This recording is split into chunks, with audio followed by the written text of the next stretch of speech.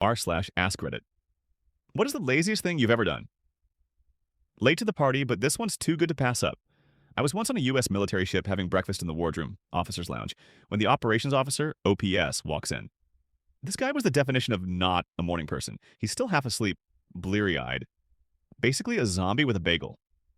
He sits down across from me to eat his bagel and is just barely conscious. My back is to the outboard side of the ship, and the morning sun is blazing in one of the portholes, putting a big bright-ass circle of light right on his barely conscious face. He's squinting and chewing and basically just remembering how to be alive for today. It's painful to watch. But then, zombie OPS stops chewing, slowly picks up the phone, and dials the bridge. In his well-known "I'm still totally asleep" voice, he says, "Hey, it's OPS. Could you shift our bar pat?" "Yeah, 165. Thanks." And puts the phone down. And then he just sits there, squinting, waiting.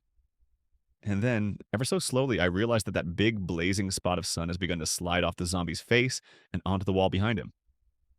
After a moment, it clears his face, and he blinks slowly a few times, and the brilliant beauty of what I've just witnessed begins to overwhelm me.